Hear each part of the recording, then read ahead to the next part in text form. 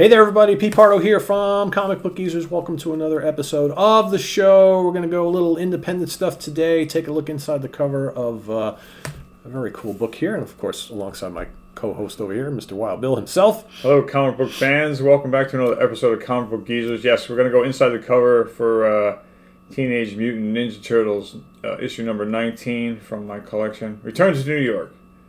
1989. Yes. Wow. So long ago. Yeah. If, just a little bit of history. We probably talked about this on the channel before.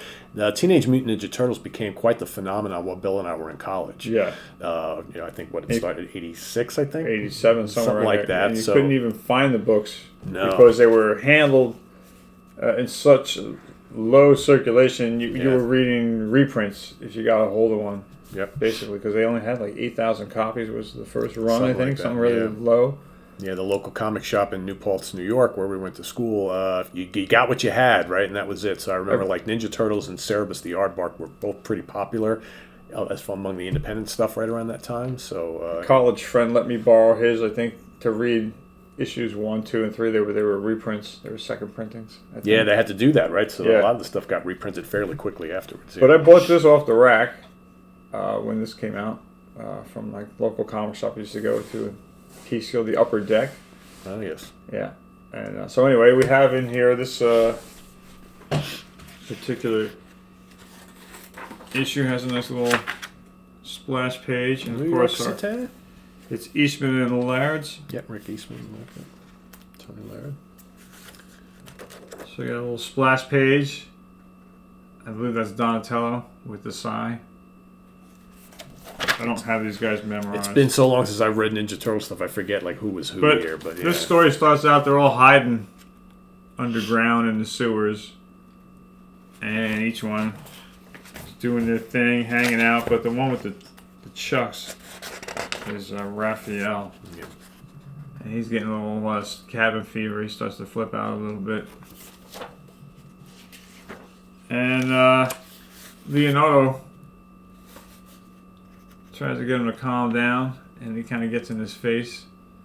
So they kind of start going at it, Leonardo and Raphael. Raphael was the hothead, if I remember correctly, right? Yes. Yeah. So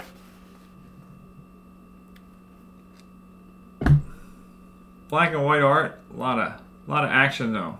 Yeah. Ninja Turtles.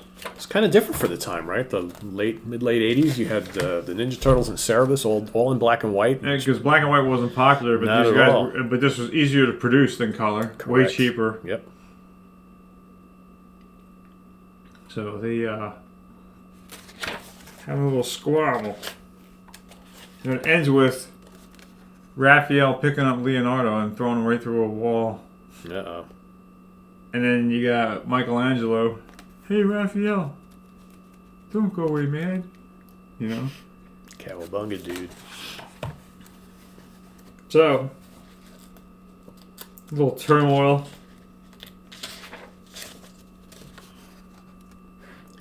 And of course, in true comic book form, whenever the heroes are having issues with themselves, that's when the villains probably take the initiative, right? Usually yeah. So you got some evil ninja clan on the run. Yep.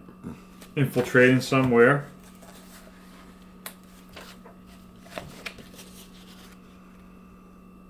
But then, down here, we have one Ninja Turtle on the trail. He notices that they're on foot. And which one is that? That's the one with the size. Oh, Donatello. See it down here? He says foot. Yep. And he knows. So he starts following them. And this guy knows that they're being followed. Mm-hmm. You see? Yep. He looks. So that's one of Shredder's probably foot soldiers, right? I would think. And it seems like that's who they were always fighting, right? The Shredder. Yes, they were. No sign of their sensei as of yet, right? The rat. No. Splinter. He is not in this one. Oh, he's not? Okay. He's not in this. Well, again, it's one against many. Yeah. And this is, I guess, These comics always had a lot of action. So if you're just a lot of this cool martial arts stuff, if that's what you're into, you got plenty of that. Not a lot of dialogue in most of these comics, which I appreciated back in the day. I thought it was, I mean, I like great dialogue too, but you didn't really need it in this comic. No, it has tons of action. Yeah. Yeah. Ah, that's nice. Yeah. These are what I call multi-page, multi-frames. Yeah. Pages with a lot of little snippets of good detail. And this is 38 pages. Leave it to Raphael to go take on a whole bunch by himself, right? No, there's one with Desai. It's Donatello. Oh, okay, Donatello. Yeah, I can't keep him. The one with the chucks was the one that threw his buddy through the wall. Leonardo got thrown through the wall by Raphael, and Michelangelo was like telling him not to leave. Now here, at the end, he comes into contact with the Swamp Thing. Basically, that's what it looks like.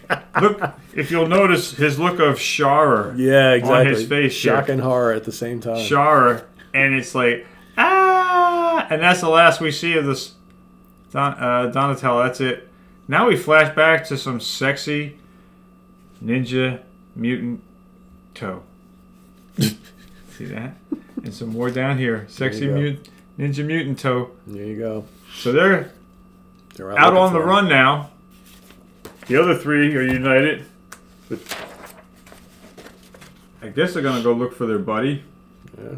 Well, too late now. So, I guess they're out on patrol. They make their way back to their secret hideout. And he's feeling the wall for the secret pressure plate. And it opens up the door. And they come inside, and here he is. He's like, I've been waiting for you guys. I recruited some help. And who did they recruit? This guy. Oh, my. He was one of their nemesis at one point. Mm-hmm. So that's the end of this particular issue. I don't know if you picked up on it a couple pages ago. They showed like a cover of a newspaper, and in one of the main headlines was something about Jessica Hahn. Yes. Remember Jessica Hahn from the Howard Stern show and Sam Kinison? This one right here? Yep. That takes you back, right? What's that say?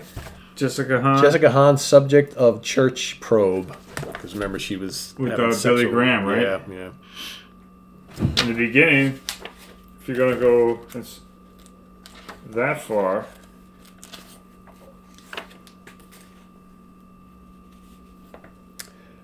Something with Bush, something support. So again, President Bush. President Bush, yes. The first President Bush. Yep. More newspaper clippings of famous people that were in the current times at the time. Yeah, 1980. What was that? 1989. 1989. So yeah, it takes you back. Well, 1989, book 19 for $1.75. Mirage Studios. From Mirage Studios, from Mr. Eastman and Laird.